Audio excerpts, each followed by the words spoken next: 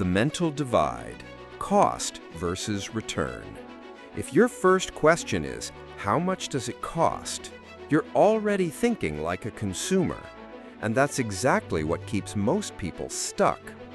The truth is, there's a line, invisible but powerful, that separates the way the poor and the rich make decisions. It's not about money, it's about mindset.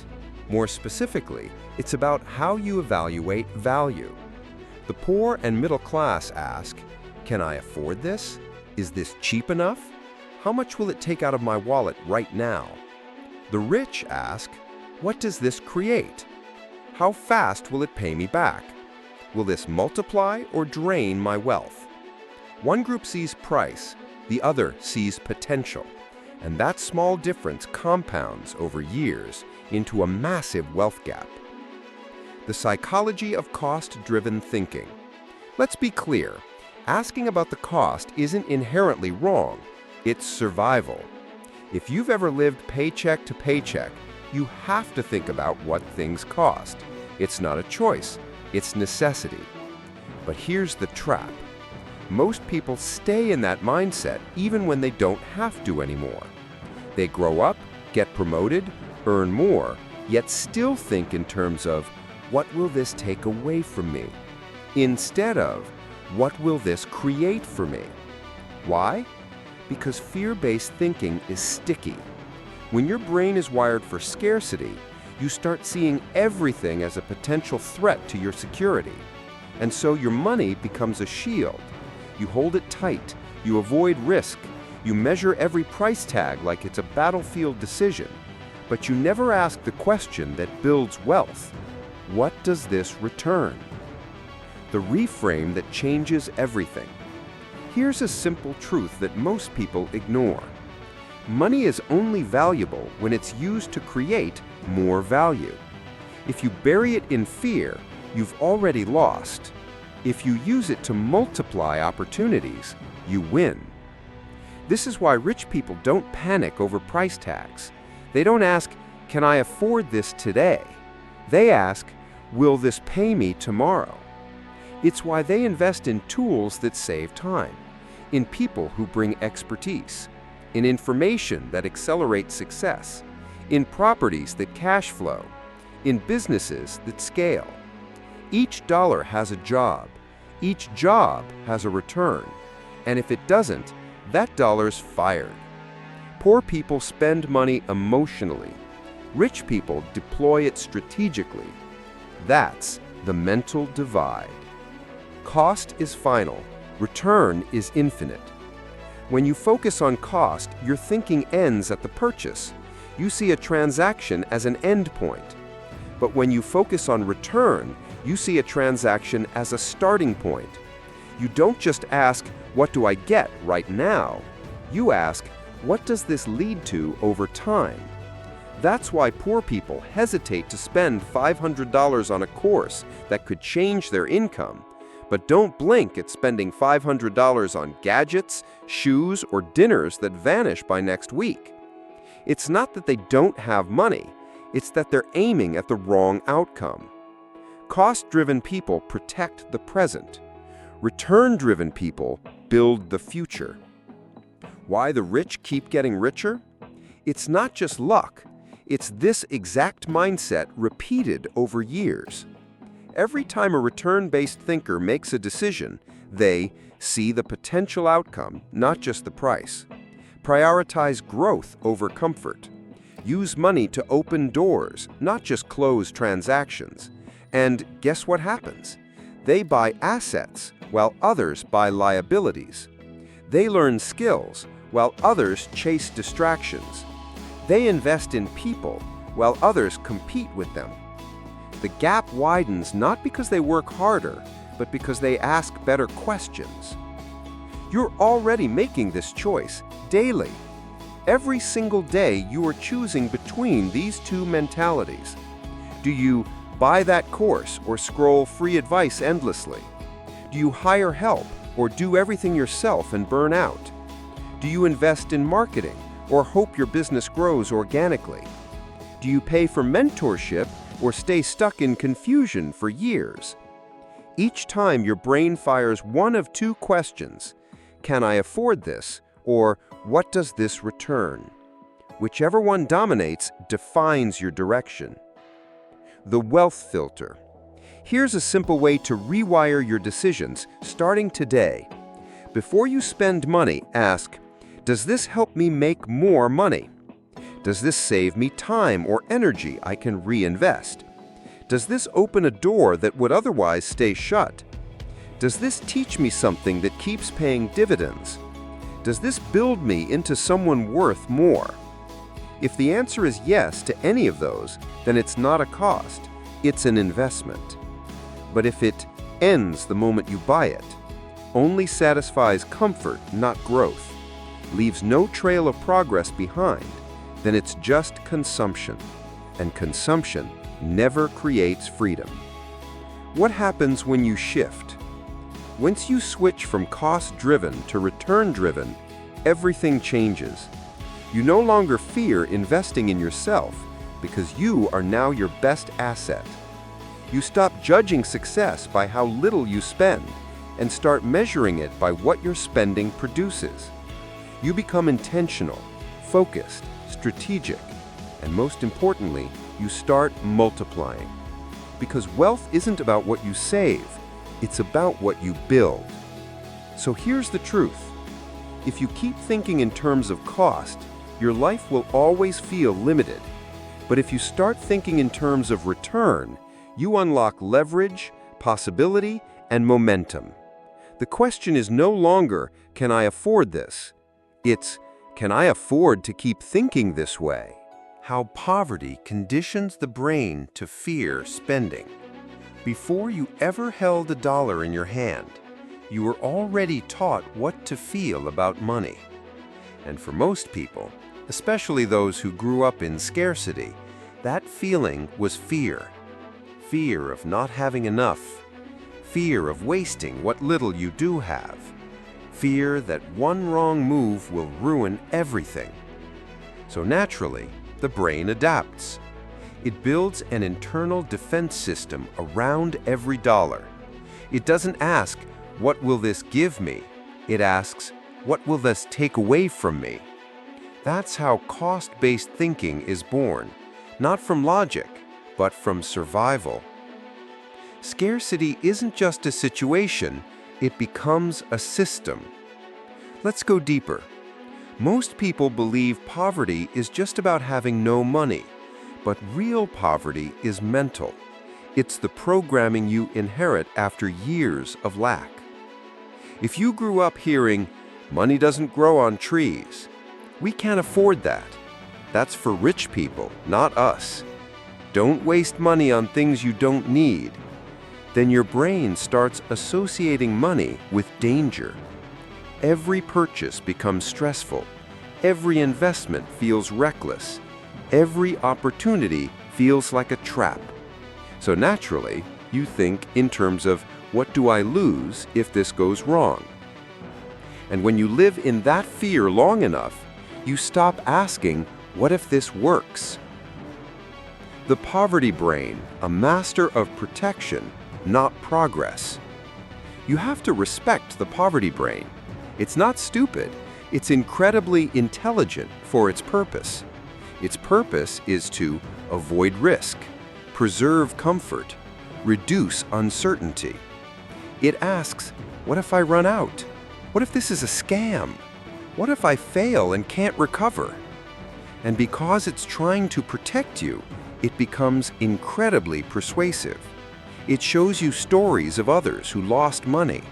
It reminds you of the times you got burned. It exaggerates every risk, and it makes doing nothing feel like the safer option. But here's the twist. In trying to protect you from losing, it slowly guarantees you never win. Fear-based thinking kills long-term wealth. Imagine this. You're offered a course that costs $1,000. It promises skills that can increase your income long-term. Your fear-based brain says, that's too expensive. What if it doesn't work? I need to save for emergencies. so you say no.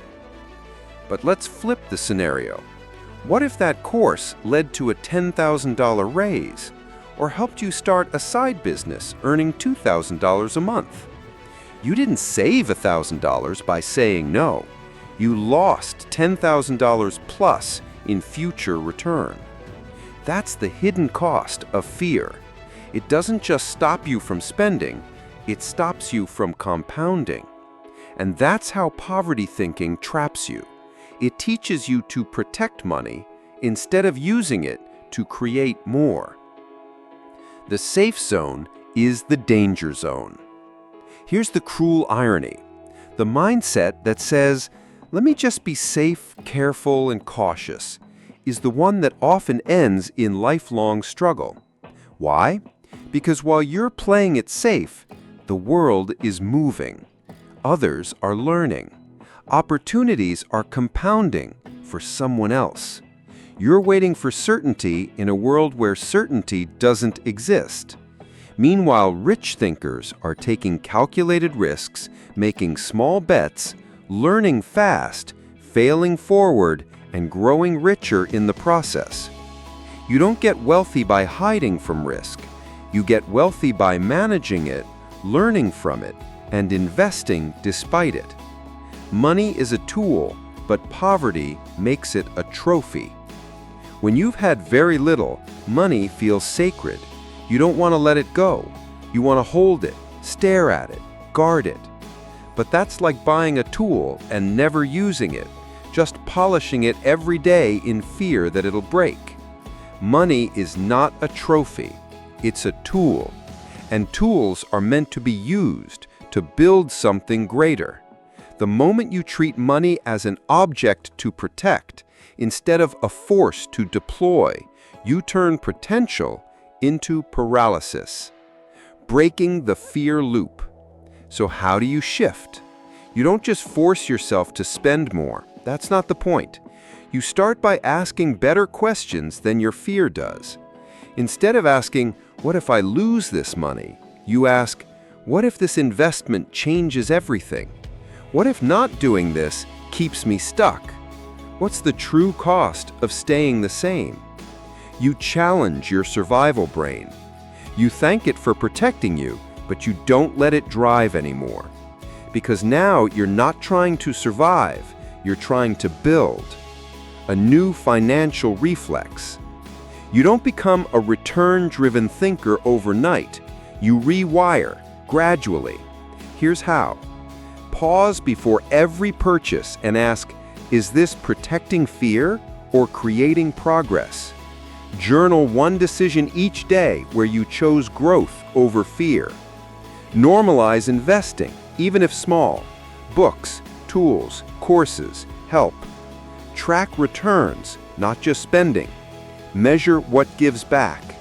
Invest, not consume. Over time, your brain stops fearing the outflow because it starts trusting the inflow. It learns, when I use money right, more comes. Final thought. Your mindset is your portfolio. Here's the truth most never hear. Your bank account doesn't start in your job. It starts in your brain. The way you were raised around money is not your fault, but the way you choose to think about money now is your responsibility. If fear has been driving your financial life, this is your invitation to take the wheel. You were not born to survive. You were born to create. And that means learning to stop fearing what you lose and start chasing what you gain. The first step isn't external. It's not a course or job or investment. It's a decision. I will no longer treat money as something to protect. I will treat it as something to multiply. And that single shift is where wealth begins. The consumer trap. Why cost-based thinking keeps you broke. There's a trap that millions of people walk into every day. And it's not a scam, it's not a fraud, it's not even hidden. It's open, celebrated, and normalized. It's called the consumer mindset. It sounds like this. I got it on sale. It was such a good deal I couldn't resist. I deserve a little treat today. It's not that expensive. But behind those words is a financial strategy that leads nowhere. Because consumption, no matter how cheap, does not compound. And that's why cost-based thinking keeps you broke. It tricks you into believing you're being smart when in reality, you're just staying stuck. Cost-obsessed equals discount-driven equals opportunity-blind. Let's break this down. When your default question is, how much does it cost? You train your brain to focus on savings, not growth. Hunt for discounts, not returns. Celebrate cheap wins, not wealth strategies. You become a master at couponing, bargain hunting, price comparing, but you ignore skill building, network growing, asset acquiring. You become addicted to the small win, but you never build a big vision. And slowly, without noticing, you become a professional consumer. The illusion of smart shopping. Our culture praises smart shopping like a virtue. We admire the friend who always finds a good deal, the person who saves 30% on groceries, the guy who brags about negotiating $5 off. But here's the truth. Saving money is only smart if that money gets reinvested into something that grows. Otherwise, you're just shrinking your life in prettier packaging. Think about it. You can save $1,000 on clothes, furniture, and gadgets this year. But if you don't invest that in skills, don't build something with it, don't move forward with it, then all you've done is delayed your poverty. You've made stagnation more affordable, not less dangerous. Consumption versus creation, the wealth split. At the core of it all, there are only two kinds of actions with money. Consumption, things you use up. Creation, things that build something bigger. Consumption includes new clothes you don't need, subscriptions you never use, tech upgrades that change nothing, takeout because you're bored. Creation includes paying for a mentor, buying a camera to start a YouTube channel, investing in ads for your business, purchasing software that automates work. The poor mindset sees price tags and chooses based on comfort. The rich mindset sees potential return and chooses based on progress. Why being careful often means staying stuck. You think you're being responsible. You think you're playing it safe. You think you're managing money wisely. But let's call it what it really is. You're afraid to spend money unless you get something immediately in return. That's not wisdom. That's short-term addiction. It's like planting seeds and demanding fruit the same day. If there's no instant gratification, you walk away. That's why poor and middle-class people are sold on one-day shipping, buy now, pay later, instant access, convenience over value. And that's why businesses keep marketing to your impulse instead of your intention, because they know a cost-driven mind makes emotional decisions. A return-driven mind makes strategic ones. The real cost of the consumer life. Every product that depreciates the moment you buy it, every experience that gives you pleasure but no leverage, every purchase that feels good but builds nothing, is costing you time. Because while you're spending money, you're also spending the hours you used to earn that money. And if the thing you bought doesn't create new value, you just burned hours of your life for nothing. That's not just expensive, that's irreversible.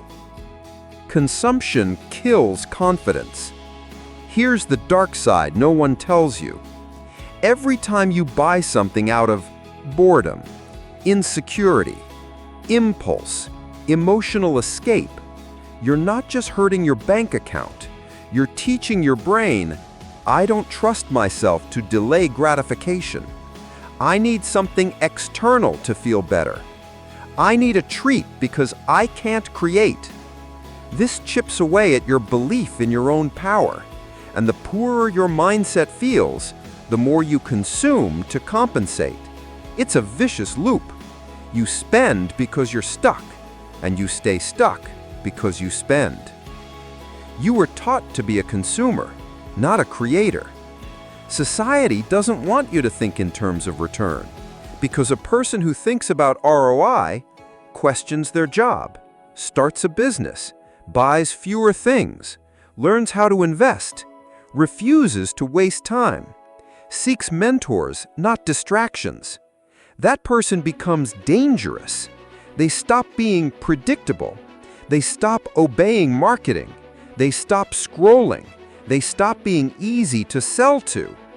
So instead, you were trained to chase pleasure, celebrate deals, worship comfort, avoid risk, fear loss. You were raised to think like a loyal buyer, not an empowered builder. The cure? Start treating money like a seed. A seed looks small. It doesn't impress. It doesn't feed you today. But if planted, watered, and protected, it grows, and it gives back for years. That's how the rich treat money. They don't ask, what will I get today? They ask, what tree will this seed grow into tomorrow?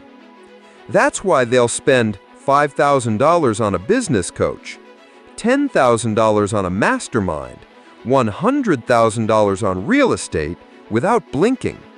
Because they don't see cost, they see compound return. You can do the same. Final words. Stop feeding the trap.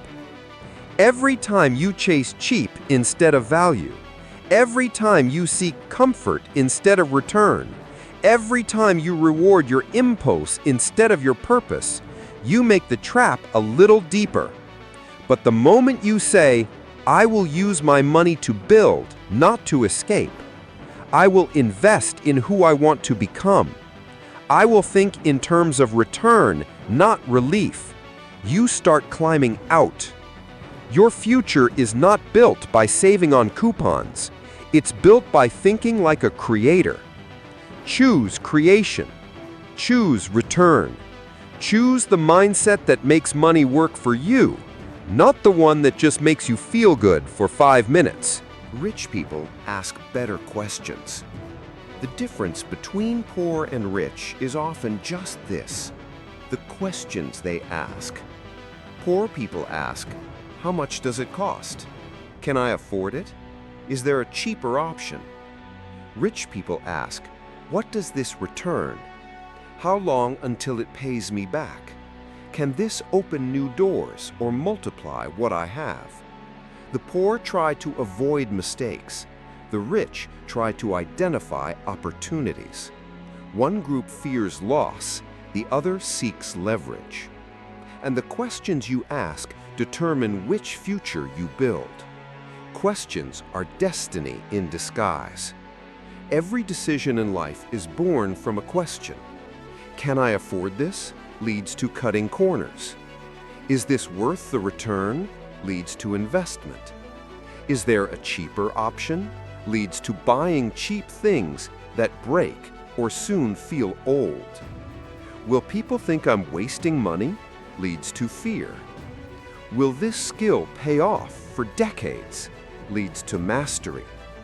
The problem isn't that poor people are lazy or unintelligent. It's that they're asking the wrong questions. Questions that keep them trapped. Instead of asking, what will this create? They ask, what will this cost me right now? Instead of asking, what's the long-term return? They ask, how much pain will I feel if it fails? But wealth isn't built by avoiding discomfort. It's built on leaning into the right kind of risk, the kind that comes with smart questions. Price-focused thinking leads to dead ends. Here's what happens when your questions are driven by price. You buy based on emotions, not strategy. Discounts, not vision. Convenience, not potential. You measure decisions by immediate impact, not lifetime value. Comfort today, not freedom tomorrow. Effort saved, not growth gained. And you become obsessed with getting it cheap, getting it fast, getting it safe. And in doing so, you stop asking, will this actually move me forward? Price-driven thinking builds a life full of small decisions, but zero momentum. What the rich ask instead. Now, let's flip the script. Here are questions rich people ask every day and why they matter. What is the long-term return? Every dollar must bring something back: money, time, skill, relationships, or advantage. Can I systemize this? If it works once, how do I scale it tenfold? Who has already figured this out? Don't reinvent the wheel. Pay for guidance. Buy speed. What's the opportunity cost of not doing this? What will it cost me to wait, hesitate, or skip this entirely? Will this teach me how to make better decisions in the future? Even if this fails, will I come out smarter, sharper, and better equipped? Does this multiply or depreciate? Anything that loses value after buying, cars, toys, luxury, gets scrutinized. Anything that multiplies, skills, assets, systems, people, gets prioritized. Real-world application. Same price, different mindset. Two people each spend $2,000. One buys a high-end phone. The other buys a camera and starts a freelance videography business. Same cost, different return. One asks, will this make me feel good and look cool? The other asks, can I use this to make more money next month? This is the return-based mindset in action. It's not about being rich first. It's about thinking like the rich, so you eventually become one. The mentorship filter. Poor thinkers ask, why pay someone when I can figure it out myself? Rich thinkers ask, how much time, energy, and failure can I avoid by learning from someone who already succeeded? Poor thinkers want to save money. Rich thinkers want to save years. They know the most expensive question is, what's the cheapest way to learn? Because cheap learning is slow, and slow means missed opportunities. And missed opportunities are the real cost. So instead of asking, can I afford this program? The rich ask, what will this program produce if I apply it fully? Return-based questions lead to freedom-based living. When you ask better questions, you make decisions faster. You stop second-guessing yourself. You buy clarity, not confusion. You seek results, not distractions. And your life becomes a machine of intentional outcomes. You stop floating. You start building. You stop reacting. You start engineering. You stop hoping. You start designing. That's what happens when your mind evolves past cost and into return. Stop asking, can I afford this? Ask this instead.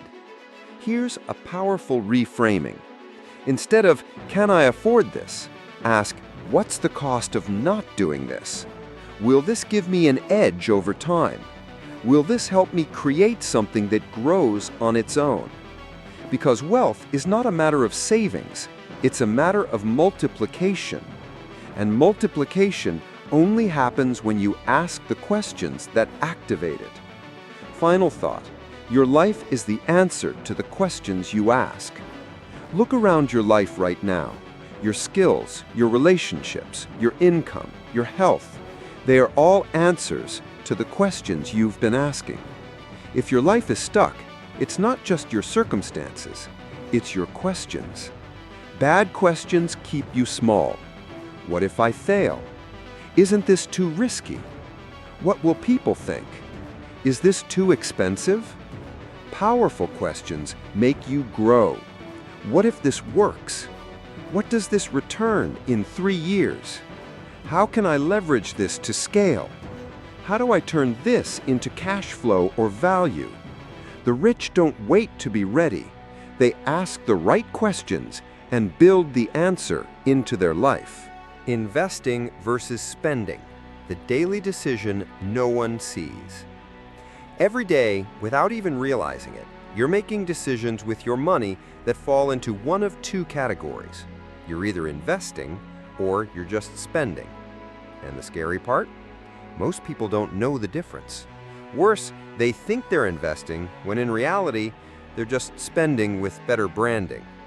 This single blind spot is the reason why two people can earn the same amount of money, but one builds wealth and the other stays stuck. Let's define it clearly. Spending is when money flows out and nothing comes back. You buy coffee, order takeout, subscribe to entertainment, go on a vacation, replace your iPhone. There's nothing wrong with these, but they are dead-end dollars. They don't grow, they don't return, they disappear. Now contrast that with investing.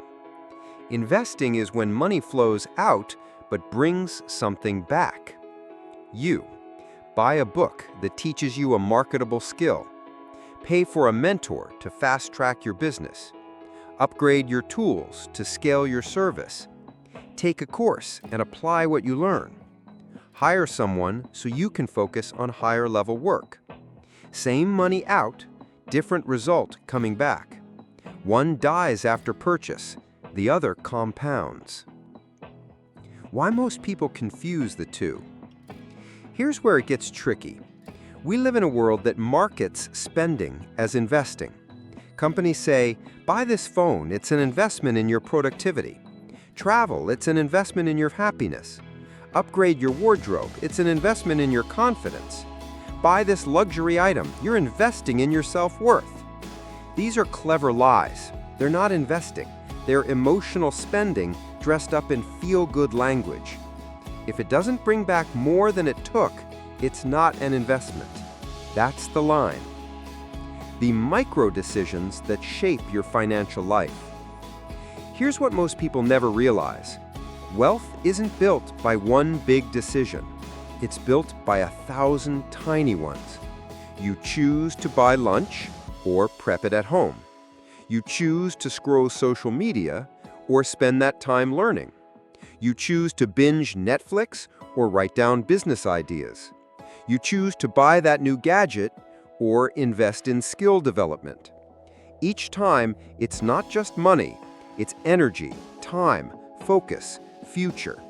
And each time you're either feeding your future or feeding your impulses. One builds leverage, the other builds regret. The investment reflex of wealthy minds. Wealthy people develop a reflex. Before they spend money or time, they ask, will this pay me back somehow? Not always in money, but in time saved, clarity gained, energy multiplied, doors opened, credibility earned, revenue unlocked. They look at everything like a return engine, even relationships, even rest. And if something returns value, they double down. If not, they cut it off. That's how they move fast, grow smart, and build systems that outwork them. The spending reflex of the broke. Now let's look at the opposite. The cost-driven mindset only sees, how much will this take for me right now? How can I avoid pain? What gives me pleasure now, even if I pay later? So they upgrade their phone every year, but never upgrade their skills. Spend 3 hours watching shows, but say they don't have time to learn investing. Buy drinks every weekend, but flinch at the price of an online course. Spend $80 on shoes, but feel broke buying a book. This isn't a money problem, it's a meaning problem. They don't assign the right meaning to money, so they don't assign the right direction to it either. Ask this before every purchase. If you want to break free, Start with this one simple filter. Will this purchase build me or drain me? Ask, does it create income? Does it build skills?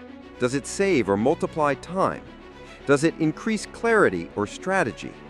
Does it unlock better results in the future? If the answer is yes, it's likely an investment.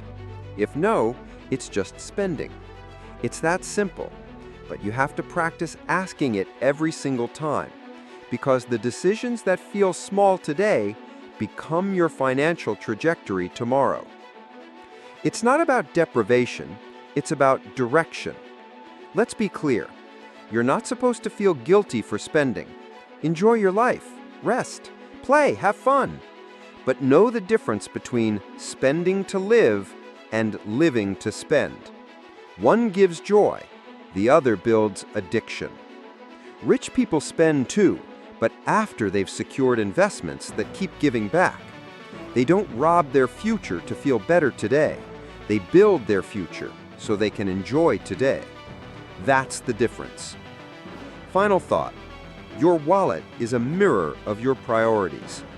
Look at your past 30 days of spending. Your bank account doesn't lie. It shows you what you value, what you fear, what you ignore, what you hope for. If 90% of your money goes to things that disappear, don't be surprised when your results do too. But if you start treating money like a builder, investing in assets, skills, systems, and relationships, then money stops being a source of stress and starts being a source of return. The hidden cost of cheap thinking. People love to say, I got it cheap. It was on sale. I found a better deal. And society claps, because cheap has become a badge of honor, a mark of smartness, a sign of resourcefulness. But let's get honest. Cheap thinking often costs the most in time, quality, and opportunity. It feels like saving, but it often leads to settling, to mediocrity, to missed growth. And in the long run, cheap becomes very expensive. The cheap trap. Let's start here. Cheap feels good right now, but cheap rarely works long-term. When you always choose the lowest price, you sacrifice quality. You limit functionality. You end up replacing or repairing. You waste time fixing what should have worked the first time. You say, I saved money, but really, you spent twice as much over time, lost hours you'll never get back, settled for results that never scale. It's not frugality, it's a failure of vision. Frugal versus cheap. Know the difference. There's a big gap between being frugal and being cheap. Frugal means you evaluate value over time. You invest in things that last. You cut waste, not quality. You think in net gain, not net price. Cheap means you default to the lowest number. You sacrifice performance for short-term savings. You avoid commitment. You fear risk more than you seek return. Frugal creates options. Cheap creates limitations. And the longer you stay cheap, the more your world shrinks. How cheap thinking destroys your time. Here's something most people never calculate. Cheap decisions waste your most valuable asset, your time. You buy cheap software, it's buggy, you spend 10 hours fixing it. You hire a cheap freelancer, they deliver low quality, you redo the work. You avoid paying for automation. You spend 5 hours a week doing manual tasks. You learn from free content only. It's scattered, confusing. You waste 6 months figuring out what a course could teach in 1 week. This is the cost no one sees on the price tag. But smart people calculate it, always.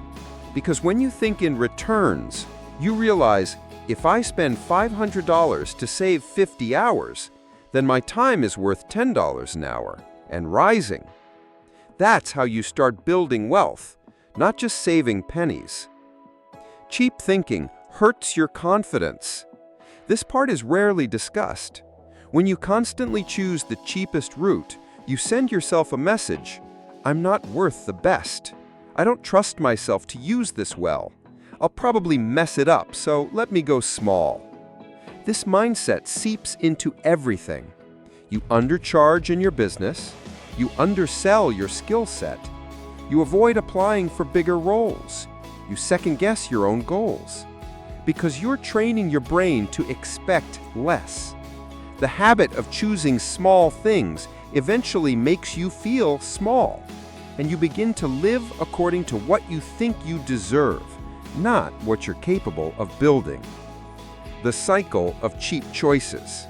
Here's how the trap tightens. You choose cheap, it underperforms. You blame yourself. You lose confidence. You choose even cheaper next time. It's a downward spiral of doubt, delay, and disappointment. Meanwhile, others are spending more on smarter solutions, learning faster, getting better results, building credibility, attracting new opportunities. Not because they're luckier, but because they stopped asking, what's the cheapest? And started asking, what creates the best outcome? The false economy of free. Let's talk about the most dangerous lie of the digital age. Why pay when I can find it for free? Sure, information is everywhere, but free comes with hidden costs. Lack of structure, no accountability, outdated ideas, contradictory advice, no support when you're stuck. You waste time, energy, momentum. And sometimes you quit altogether, thinking you were the problem. But the truth is, you were following a cheap path that couldn't carry a weight of your goals. Free is expensive when it delays your breakthrough. Smart money is never afraid to spend. Wealthy people don't flinch at spending when it's strategic. They don't ask, what's the cheapest tool? They ask, what tool gives me the fastest, most reliable return and scales with me? They're not reckless. They're precise. They know spending $5,000 on a great mentor is cheaper than losing $50,000 in mistakes. Hiring a great assistant saves them 20 hours a week, equals 80 hours a month. Paying for a course that shortens their learning curve is an ROI play, not an ego move. They're not trying to look rich. They're trying to build rich. And that means making decisions that hurt now, but multiply later. How to escape the cheap thinking trap. Here's how to reset. Track every cheap decision that created extra work or stress. See the real cost in time, energy, emotion. Before buying, ask, what will this save or create long term? If the answer is nothing, skip it. Reframe price as a filter, not a blocker. The right investment should scare you a little. That's how you know it matters. Invest in your identity. Buy tools, education, and environments that match the future you, not the scared you now. Upgrade gradually. Start small, but intentional. Every smarter purchase builds confidence. Final thought, cheap isn't a strategy. It's a delay. Every time you choose cheap instead of value, you don't just save money, you delay mastery, results, leverage, freedom. And one day, you'll look back and realize, I didn't save, I settled. I didn't reduce risk, I reduced my future. I didn't buy time, I bought regret. The price of your dreams is not measured in dollars. It's measured in your willingness to invest in what actually works. Leverage, the secret weapon of return-based thinkers. When you think about wealth, one word should immediately come to mind: leverage. This is the one key that differentiates those who stay poor from those who build real wealth. Leverage means using something that costs you little time, money, effort to create something much bigger. It's about making smaller inputs generate larger outputs. But here's the catch. Most people don't understand leverage. They think of it as a shortcut or a trick instead of a mindset and strategy. That's why they're always stuck in the grind, and why the rich keep multiplying their wealth through leverage. The power of leverage. In simple terms, leverage is getting more out of less. For example, you invest $10,000 in real estate and your property brings in $2,000 a month in rental income. You spend $1,000 on a course, and that course helps you double your income. You hire an assistant for $2,000 a month, and they free up your time to scale your business and earn 5x that amount. Leverage lets you expand, grow, and multiply without working harder or longer. The common mistake is thinking time is the only thing you can leverage, but money and people are leverage too. So how does leverage work in real-world applications? Leverage through time, automation, and systems. Let's start with time leverage. Here's the sad truth most people don't want to admit. If you're spending all your time doing everything yourself, you're making a huge mistake. The real power comes from systems. Here's an example. You spend 5 hours every week replying to emails. Instead of doing that forever, you automate it with a tool or hire someone to handle it. Now you have 5 extra hours every week to work on something more valuable, like scaling your business or learning a new skill. That's leverage at work. The rich know you can't scale by doing everything yourself. You scale by building systems that work while you sleep. Leverage through money, investing, and compounding. Money is another powerful form of leverage. But the key to using money effectively is investing, not spending. If you use your money to buy things that don't grow, like gadgets, luxury items, etc., then you're consuming. You're using money for short-term satisfaction, but you're missing the opportunity to use it to create more. On the other hand, if you use money to invest in assets that appreciate over time, you're leveraging that money. Stocks, real estate, and businesses are all forms of assets that can generate a return on your investment. Here's the big secret. Money is like a seed. The more seeds you plant through investments, the more trees you grow, wealth, which produce more seeds, income. And those trees keep growing while you sleep. Leverage through people, delegation, and team building. This is where the rich separate themselves from the rest. They know they can't do everything themselves, and they don't want to. They surround themselves with a team, hire experts, and delegate tasks that don't require their personal attention. This is why the wealthy have businesses with employees, freelancers, and contractors doing the work. They know people leverage their skills and their time, freeing them up to focus on strategic growth. Let's look at a business example. Instead of doing all the tasks yourself, admin work, marketing, customer service, you hire people to handle it.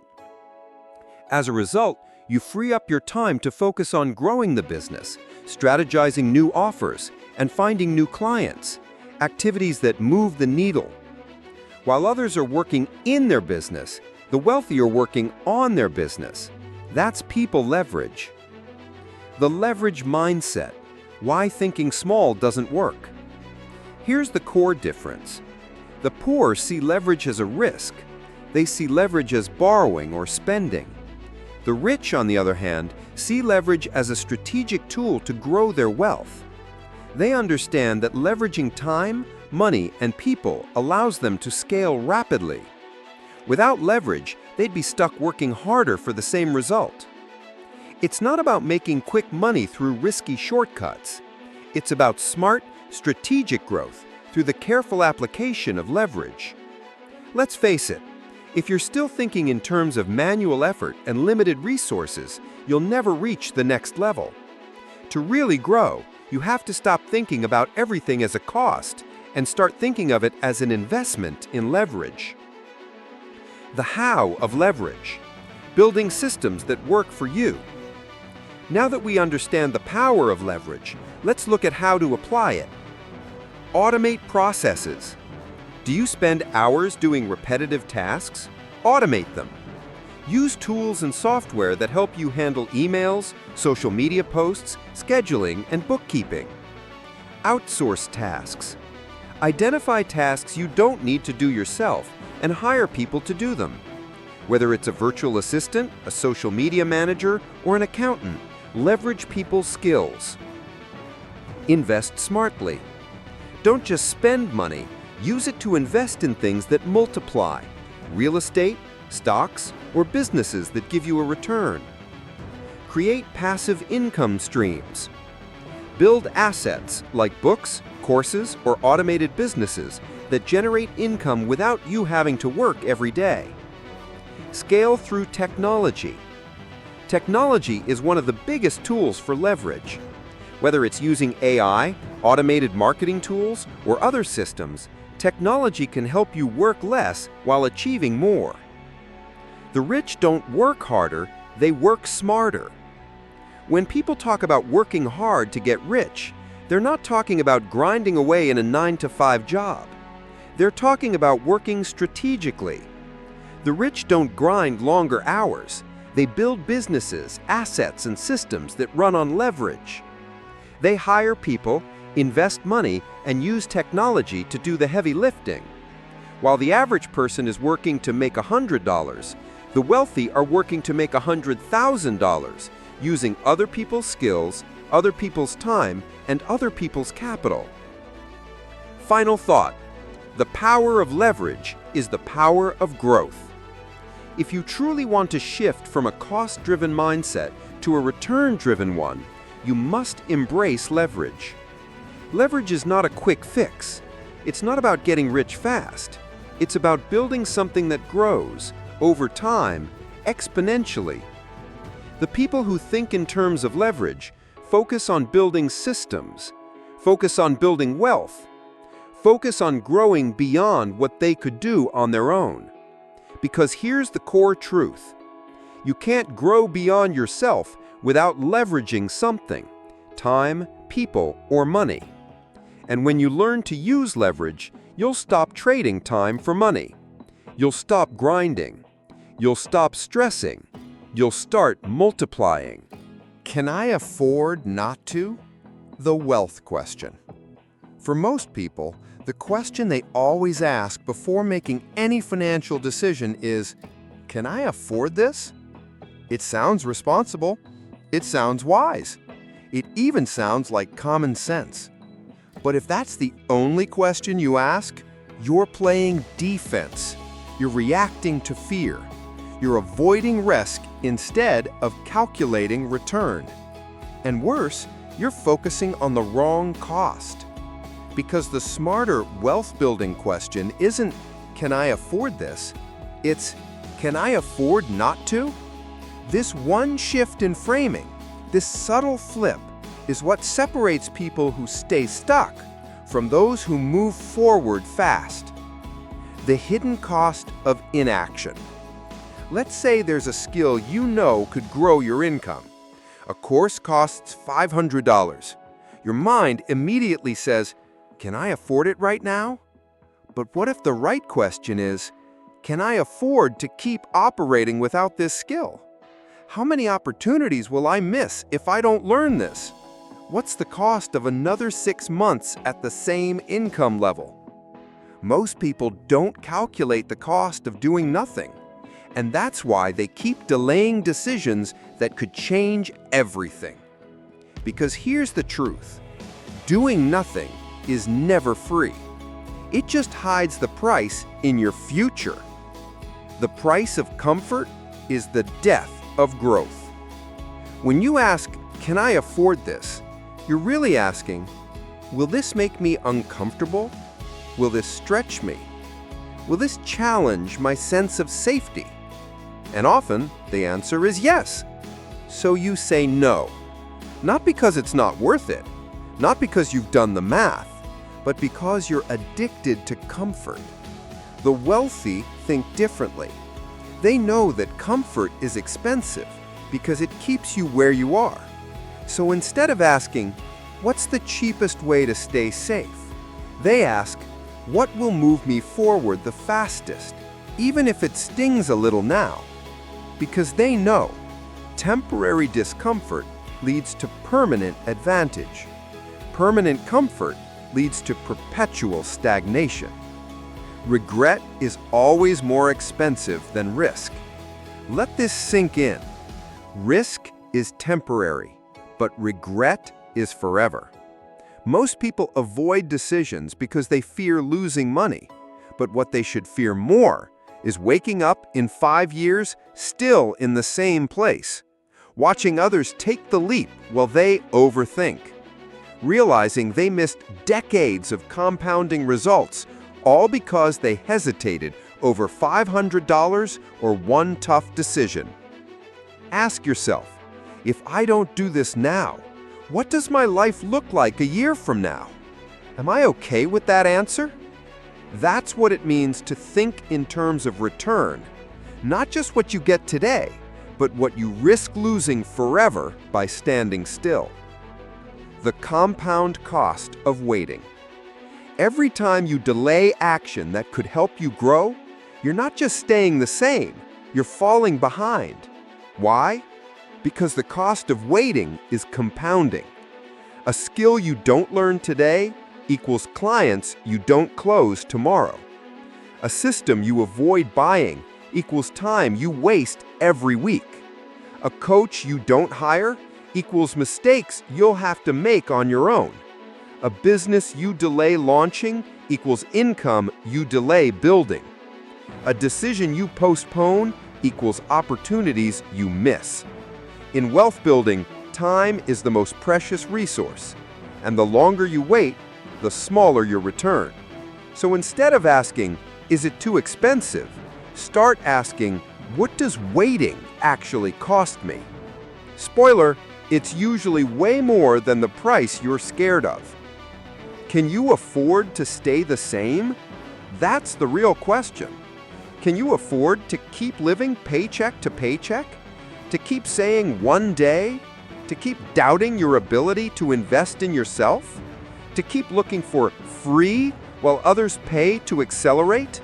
To keep consuming instead of creating? Most people never run the math on their current lifestyle. They're afraid to. But here's the wake-up call. Staying the same is costing you every single day.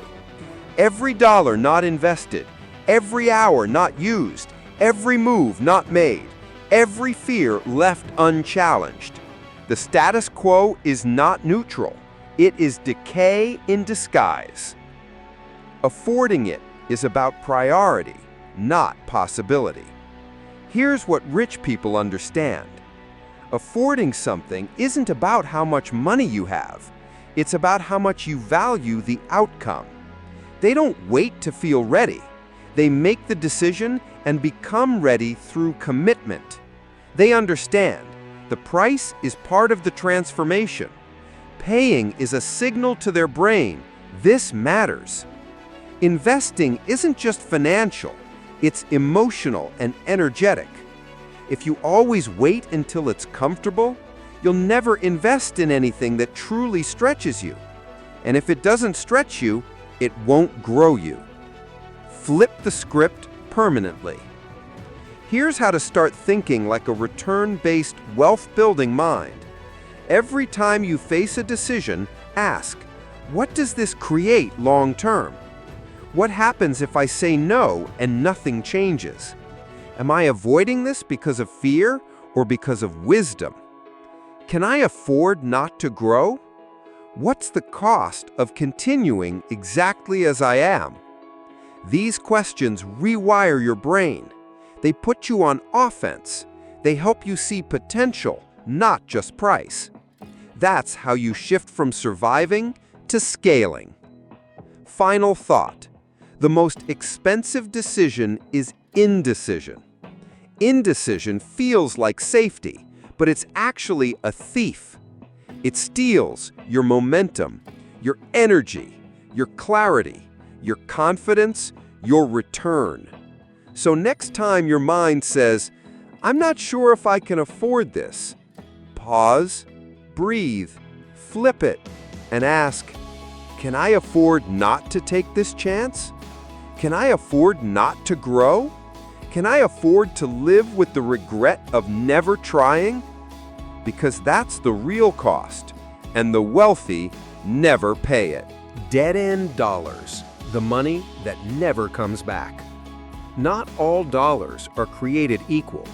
Some dollars go out and come back multiplied. They bring opportunity, knowledge, growth, and even more money. Other dollars? They vanish. They go out and never return. No skill gained, no time saved, no leverage built. Nothing changes, except your bank balance. We call these dead-end dollars. And if you're not tracking them, you're probably bleeding more than you think. What are dead-end dollars? Dead-end dollars are any dollars you spend that don't create more money, don't save you time, don't build long-term value, don't open new opportunities, don't expand your capacity to earn.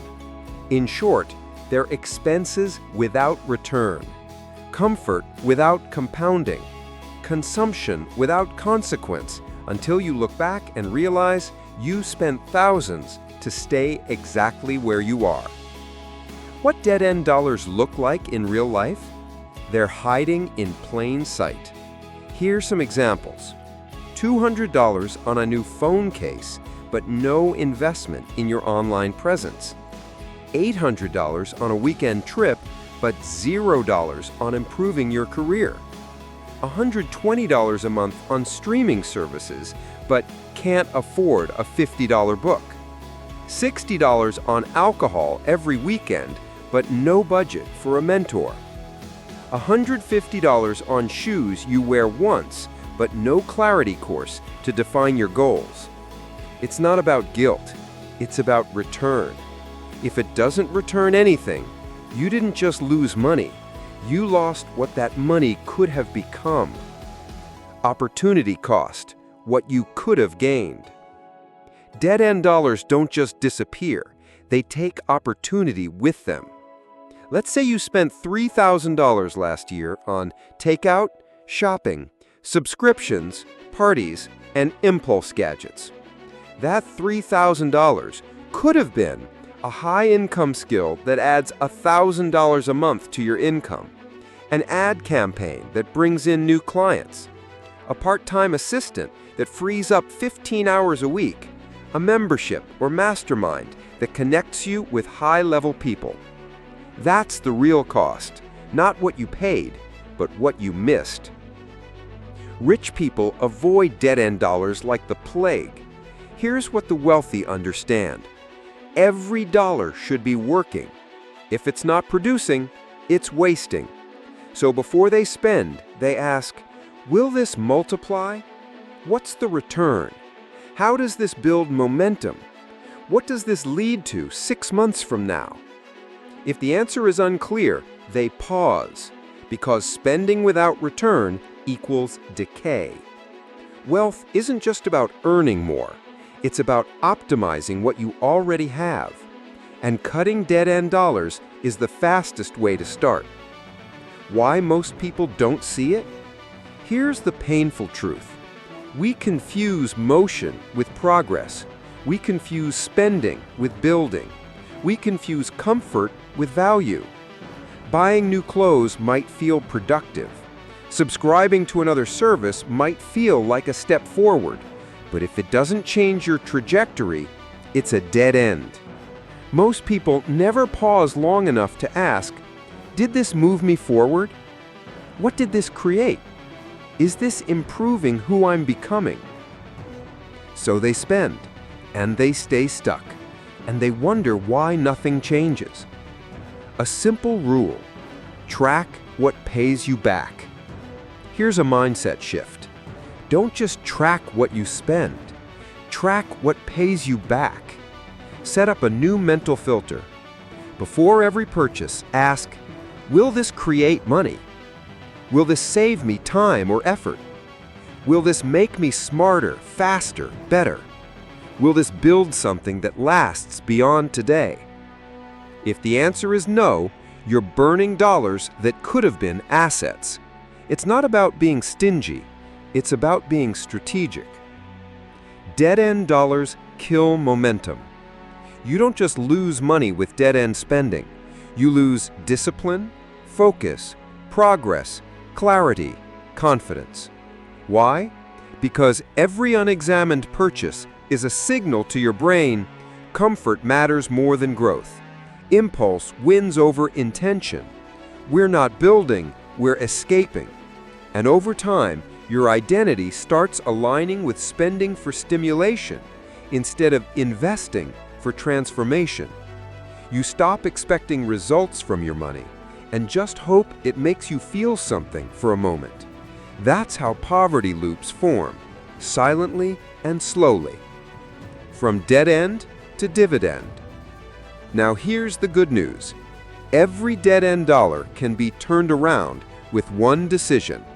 From now on, every dollar I spend must produce something. That something could be a skill, a connection, a system, a tool, a client, a habit, a reputation, a stream of income, a shortcut to clarity. This is how the rich think, and it's how you start building wealth from where you are. You don't need millions. You just need better money direction. Final thought. Every dollar is a tiny employee. You can send them to party, send them to entertain, send them to show off, or send them to build, send them to work, send them to grow. Poor people spend their money like tourists. Rich people deploy their money like generals because they know dead-end dollars create dead-end lives. Return-based dollars create return-based futures. Which kind are you choosing every time you swipe your card? How rich people train their minds for multiplication. Wealth isn't just about what you earn, it's about what you multiply. And here's the harsh truth. Most people are trained to spend and save, but never to multiply. They learn how to work for money, trade time for paychecks, cut costs, avoid loss. But they're never taught how to make money produce more money, to make knowledge open more doors, to make time create more time. The wealthy, however, think differently. They ask one question again and again. Can this multiply? And over time, that question shapes every habit, every purchase, every choice into an engine for exponential return. Multiplication, the missing mindset. Let's break it down. There are only 3 ways to handle money. Spend it, it's gone. Save it, it stays. Multiply it, it grows. Most people stop at number 2. They believe the goal is to protect what they have, to preserve, to conserve, to hoard just enough. But wealth doesn't come from protection. It comes from creation. You don't build abundance by keeping money still. You build it by putting money and yourself in motion. Multiplication is a mindset, not just a strategy. It's about asking, how do I turn this into more? Train your brain to see multipliers. Rich people train their minds to find leverage everywhere. They ask, if I learn this skill, can it pay me forever? If I buy this software, can it save me 10 hours a week? If I spend $1,000 here, can it return $10,000 later? If I mentor this person, can they later build with me? If I launch this product once, can it sell on autopilot? They're constantly scanning for compound opportunities, not one-off hits, not instant gratification, not low-hanging comfort. They think like architects, not consumers, and every decision becomes a seed. Why the poor mindset resists multiplication. The cost-driven mindset sees multiplication as risky. It asks, what if it doesn't work? What if I lose money? What if I fail? And so it chooses safety. It avoids growth. It defaults to stagnation. But here's the paradox. Trying to protect everything is what guarantees you gain nothing. You can't multiply if you never release. You can't expand if you never risk. You can't grow if you never plant. Fear kills multiplication before it begins. That's why the shift must happen internally first. The micro-multipliers, daily habits that compound. Multiplication doesn't always require massive capital. It begins with small, strategic choices repeated consistently. Here are some micro-multipliers rich people live by. Read daily. 15 minutes per day equals over 20 books per year. Automate one task, saves 5+ hours a week. Invest in relationships, leads to referrals, partnerships, and opportunities. Document knowledge. One idea can turn into a course, ebook, or brand. Buy tools that scale. Software, gear, or systems that amplify your output. Record what works. You can teach, license, or replicate it later. Each one by itself may feel small, but together they become exponential. That's the math of wealth. Not addition, multiplication. Everything is either a multiplier or a distraction. Once you adopt this mindset, the world simplifies. Every dollar, every hour, every connection is filtered through one lens. Does this multiply? If yes, invest. If no, minimize. That's how the wealthy stay lean, focused, and efficient. They don't chase trends. They chase systems that scale. They don't just hustle. They build engines. They don't just earn. They compound. The identity shift. Become a multiplier. Here's the real key. Wealth doesn't start with your bank account. It starts with who you believe you are. Poor people identify as spenders, savers, survivors. Rich people identify as creators, investors, multipliers. And once you see yourself as a multiplier, you behave differently. You don't ask, how much does this cost? You ask, how do I make this return tenfold? You don't settle for one stream of income, one skill, one solution. You build assets, ecosystems, momentum. It becomes who you are, not just what you do. Practical steps to train multiplication thinking. Audit your current spending. What's producing? What's dying? What can you cut or repurpose? Track your returns. For every purchase over $100, write down, what did this produce after 30 days? Shift from consumer to creator. For every hour online, ask, did I build or just scroll? Invest in education that pays. Books, mentors, courses, but only if you apply what you learn. Build things that outlive your effort. Products, systems, content, partnerships. Say no to anything that steals your multiplier energy. Drama, distractions, doubt, and debt. Train your brain to see long, to think in years, to see the ripple, not just the splash. Final thought. Multipliers are the real assets. When people think assets, they picture real estate or stocks. But here's the truth. Your greatest asset is your ability to multiply.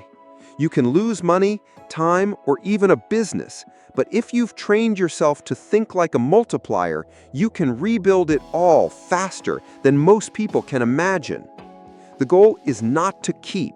The goal is to create more than you lose again and again. That's the power of multiplication, and once you master it, wealth becomes inevitable. Scarcity versus abundance. What drives each mentality?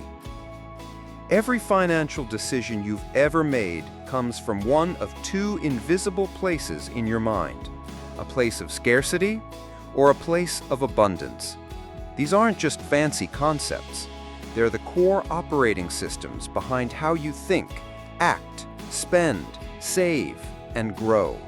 And the truth is, you don't need more money to think with abundance. But if you keep thinking in scarcity, no amount of money will ever feel like enough. Let's dive deep into the heart of this mindset divide and understand why one mindset keeps you surviving while the other sets you free. What is a scarcity mindset? Scarcity says, there's never enough. If I spend, I'll lose. If they win, I lose. Resources are limited, so I must protect mine. Opportunities are rare, so I better cling to safety. People with a scarcity mindset hoard money, delay decisions, avoid investing, stay in jobs they hate, fear competition, measure life by what's missing. They live in defense mode, always bracing for the worst. And ironically, they often create the very future they fear. What is an abundance mindset? Abundance says, there's more where that came from. Money flows, I can earn again. When others win, it creates more for all of us. I don't need to shrink, I need to build. Opportunities are everywhere if I stay open and prepared. People with an abundance mindset invest boldly, share freely, collaborate openly, take smart risks, focus on growth, celebrate progress, theirs and others. They operate in creation mode, always planting seeds, and that mindset alone makes them more magnetic, resourceful, and unstoppable. Scarcity makes you protect. Abundance makes you produce. This is the key difference. A person stuck in scarcity is obsessed with preserving money, time, reputation, energy. Their thinking is, if I lose this, I might never get it again. So they overthink, they wait, they contract. Meanwhile, a person who thinks in abundance is focused on producing skills, assets, relationships, momentum. Their belief is, if I plant now, I can harvest later and replant forever. That belief becomes a force, a quiet confidence that draws success closer. Scarcity lives in the past. Abundance lives in the future. Scarcity is driven by childhood lack, generational trauma, fear-based education, economic instability, a lifetime of just getting by. It trains your nervous system to avoid, to hide, to doubt, to shrink. But here's the powerful truth. You are not your past. You are what you choose to plant now. Abundance isn't about what's already happened. It's about what you're willing to believe is possible. And every time you say yes to something that grows you, you vote for your abundant future. How each mindset handles money.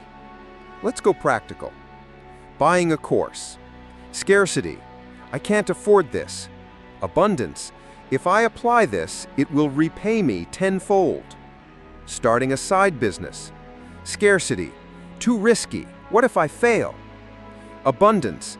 Even if I fail, I'll gain skills I can use forever. Hiring help. Scarcity. I'll just do it all myself to save money. Abundance. If I delegate this, I can focus on growing faster. Investing. Scarcity. What if I lose it? Abundance. What if I never grow because I don't invest? Same decision, different energy, radically different result. Scarcity keeps you small even when you have money. This surprises people. You can make 6 figures and still live in scarcity. You can have savings and still panic at every expense. You can be praised for saving money and still be shrinking your life. Because scarcity is not about how much you have. It's about how little you trust yourself to create more. Abundance isn't about luxury or recklessness. It's about belief in expansion.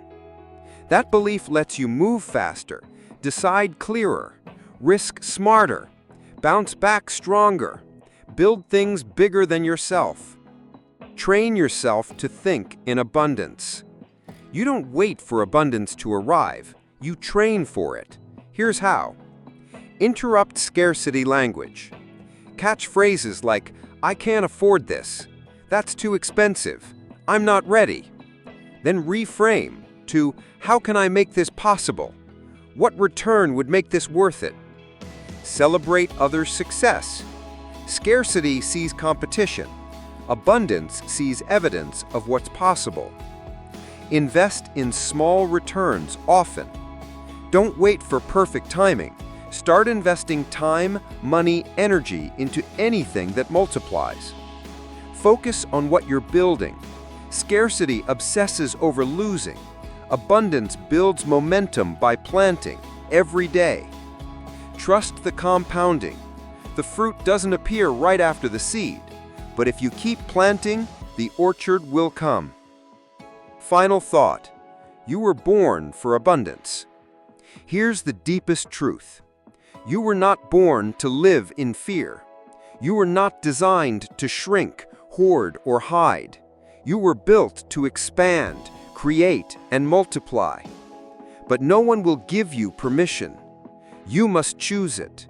You must train your eyes to see not what you lack, but what you can build. Because once you live from abundance, your money stops being just numbers and starts becoming a force of impact. The education shift from expense to asset. Let's talk about something we were all taught to believe. Education is expensive. And that's true. If you see education as a cost, if you treat learning as a one-time event, if you stop the moment you leave school. But the wealthy, they don't see education as an expense. They see it as an income-producing asset. They don't just learn, they invest in learning. And every time they do, they expect a return. That one mental shift turns books, courses, mentors, and programs from a liability into a lever. And that's how the rich keep getting smarter and richer, while the rest keep asking, is it worth it? Why most people stop learning after school? The system trained you like this. Go to school, get a degree, get a job. Done. You were conditioned to believe that education ends, that once you graduate, the learning is over. And after that, you should focus on making money, paying bills, avoiding risk, living real life. But here's the problem. That education was designed to produce employees, not entrepreneurs, followers, not builders, people who obey, not people who multiply. So when you encounter new opportunities to learn as an adult, your reflex is to ask, how much does it cost?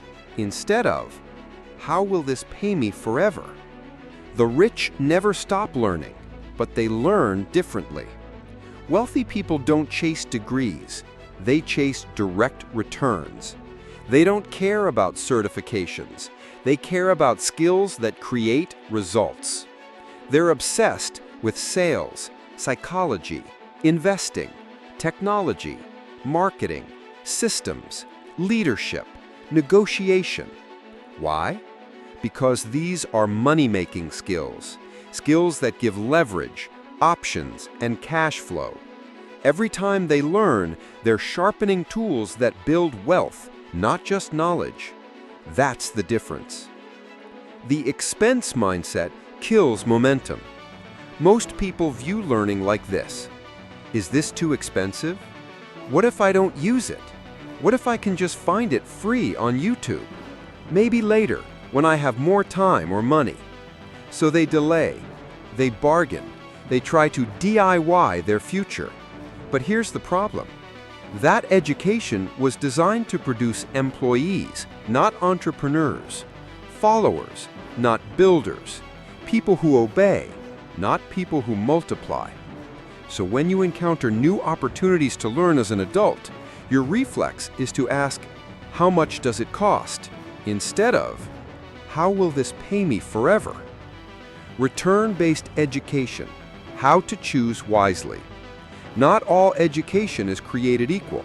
So how do wealthy people filter what's worth it? They ask, will this teach me a skill I can monetize? Can I apply this within 30 days? Does this shortcut my learning curve? Has this mentor done what I want to do? Is this solving a problem I'm already stuck in? If the answer is yes, it's not a cost, it's a strategic asset. It's the equivalent of buying speed, clarity, and earning power. And in a world where attention is currency, they know the fastest learners become the wealthiest earners. Real-world ROI, when $1,000 equals $100,000. Let's say you pay $1,000 for a course that teaches you how to launch a freelancing service, set up your first ad campaign, build a brand, negotiate higher rates, write effective emails.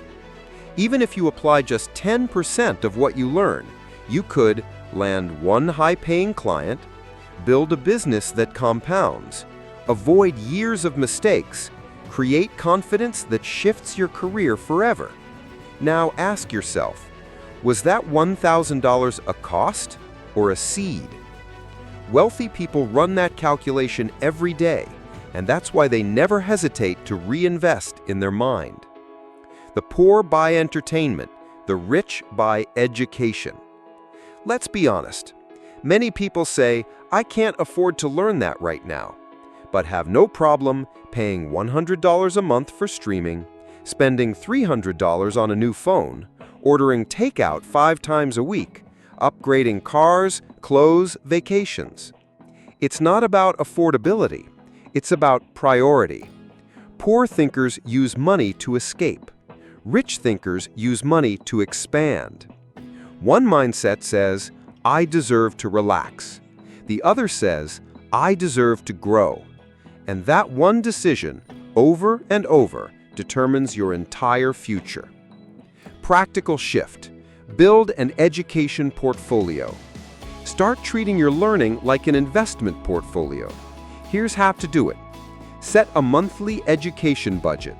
Even if it's just $50 a month, allocate it like you would for food or rent.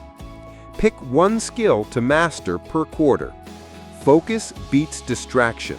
Go deep, not wide. Track your ROI. Journal. What did I apply? Equals what did it earn or save me? Replace 30 minutes of entertainment per day with education. Podcasts, audiobooks, deep reading, implementation. Surround yourself with learners. The fastest growth comes from being around others who invest in themselves too. Final thought. Your mind is your greatest asset. The economy may shift, the market may change, your job may disappear, but your mind, your knowledge, your skill to create value is recession-proof. Every time you invest in yourself, you're planting seeds in ground that can't be taken from you. That's not just education, that's power. And once you shift from asking, what does it cost, to asking, what will this create for the next 10 years, you stop living like a consumer and start building like a creator. That's when education stops being a bill and starts becoming a legacy. Mentorship, coaching, and ROI thinking. There's a powerful shortcut to success that most people ignore, not because it's hidden, but because their mindset is still wired to see cost instead of return. That shortcut is called mentorship, coaching, guidance from those ahead.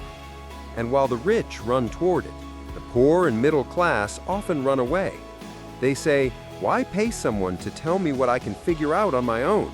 I'll just watch free YouTube videos. I can't afford a coach right now. Isn't mentorship just a scam?"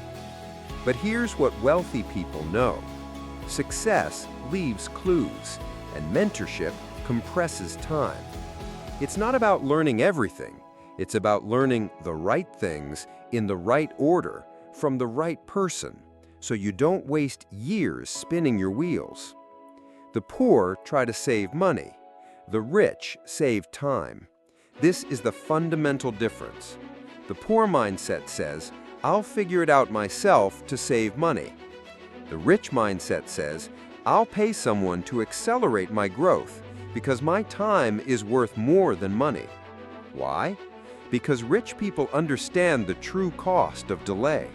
Opportunities missed, momentum lost, expensive mistakes made, confidence eroded, energy wasted on trial and error. They'd rather spend $5,000 now than spend 5 years stuck. That's not recklessness. That's return-based decision-making. Mentorship is leverage. Let's be clear. A mentor is not a guru. A coach is not a magic fix.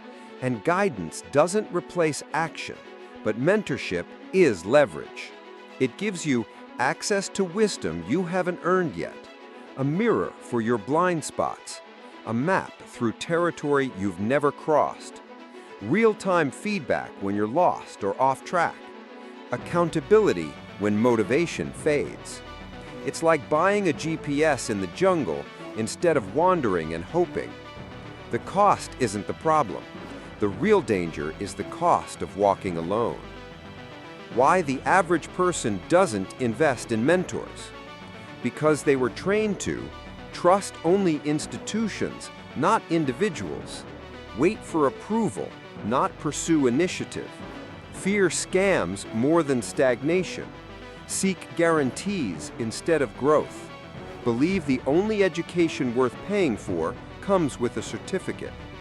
So when a mentor offers transformation, the reflex is, "This feels risky." But here's the paradox. Trying to avoid being scammed often guarantees being stuck, because you never move, you never risk, you never accelerate. You try to be safe and settle for slow. The ROI of the right guide. A good mentor doesn't just teach you what to do, they teach you what not to waste time on. And that one insight can save you months of failure, thousands in sunk costs, years of uncertainty. Think about it. If a coach helps you double your rates, find your niche, launch your business, close your first high-ticket deal, build your audience, automate a process that saves 20 hours a month, is that mentorship a cost or a cash flow machine? Wealthy people don't hesitate when the math is clear. They don't ask, "What's the price?" They ask, "What's the payoff?" The most expensive question you can ask is, "What's the cheapest way to learn?" Because when you're always searching for free, you're paying with the one thing you can't earn back: time. And the longer you delay, the less confident you become, the more cluttered your thinking gets, and the harder it is to take bold action. A mentor clears that fog. They collapse time. They teach you what works and what doesn't, and they help you make decisions that multiply. Signs it's time to find a mentor or coach. If you're spinning your wheels, watching others pass you by, starting and stopping again and again, sitting on ideas you never launch, doubting every decision you make, Googling the same questions every week, then it's time to stop playing solo. A good mentor sees in you what you can't yet see in yourself. They pull greatness forward. They don't let you settle. They give you structure, speed, and stretch. That's not a luxury, that's a multiplier. Not all mentors are equal. Choose wisely. Just because someone charges doesn't mean they're worth it. You must choose mentors with care. Ask, have they done what I want to do repeatedly? Are they living the results I desire, not just teaching them? Do they speak from scars, not just theory? Do they challenge me or just tell me what I want to hear? Is their success sustainable, ethical, and aligned with my values? Remember, you're not paying for information, you're paying for transformation. And that starts with choosing the right guide. Final thought, the wealthy don't walk alone. There is no such thing as a self-made millionaire. Behind every story of success, you'll find a coach, a mentor, a guide, a teacher, a voice that challenged the excuses. The rich don't try to prove they're smart enough. They prove they're committed enough to learn faster. So the next time you hesitate to pay for mentorship, ask, if I stay where I am for another year, how much will that cost me in lost income, time, energy, and impact? Because in the world of ROI thinking, the real question isn't, can I afford this? It's, can I afford to keep figuring it out alone? The final filter. Every dollar must work. After everything we've explored, all the mindset shifts, all the comparisons between scarcity and abundance, between consumers and creators, between spenders and investors, it comes down to one final life-changing principle. Every dollar you earn must be given a job. Not a vague intention, not a temporary thrill, not a passive exit from your life. A job. Because here's the hard truth most never hear. If your money isn't working for you, it's working against you. Your money is not neutral.